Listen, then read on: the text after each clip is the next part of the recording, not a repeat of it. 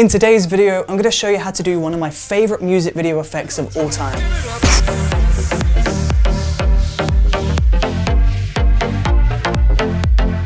Hey, what's up? It's Chris from Brooker Films, and yes, in today's video, I'm going to talk about this really awesome RGB glitch effect. Now, there's probably already a million videos online showing you how to do this effect, but it's one of my favorite effects that I use within my music videos, so I'm going to show you how to do this in today's video. This effect looks really awesome when you combine it with a screen pump, and if you don't know what that is, check out this video right here and you'll find out exactly what that is. Now, the RGB glitch effect looks really awesome when you hit a beat, so the music will build and build and build, the music will drop, and on that drop the RGB effect comes in and emphasizes that beat. This is really awesome because it can really help to sync the video to the track. It creates a perfect harmony between the two.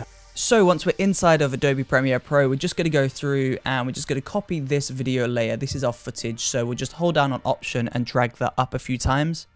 And then selecting all of those layers, we want to go into Effects and search for RGB Color Balance. And we'll drag the Color Balance effect on top of all of our videos. Now, in this top video, we want to go into the Effects Controls and we want to basically change two of these to 0. So we'll change the green and the blue to 0. On the second video layer, we'll change the red and the blue to 0. And then on the bottom layer, we'll change the green and the red to 0 also. So now we'll have 3 layers and all of these will be different colors. So in the top video layer, we're just going to go through into opacity and change the blending mode to screen. And we'll also do the same thing on video layer 2, so we'll change that to screen. So basically what we've done here is we separated all 3 of our color channels. So we've got a red, a blue, and a green channel. So on this top video layer, we're just going to find a point where we want to do this effect. So we're going to find this ricochet here in my action, and we'll create a new keyframe on the scale. Now we'll go back 3 frames, create a brand new keyframe, and then we'll go to the right another 6 keyframes.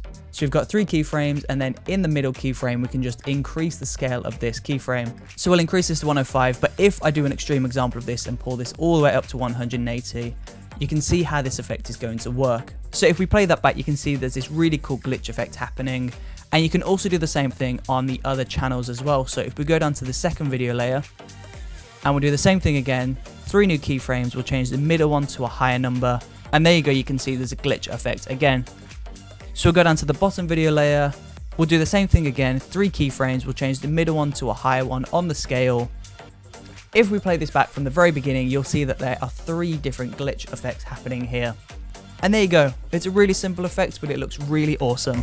And that's it. If you enjoyed watching this video, then please do let me know in the comment section below. And don't forget to subscribe, push that bell icon, and I will see you tomorrow for the next episode. Thank you for watching.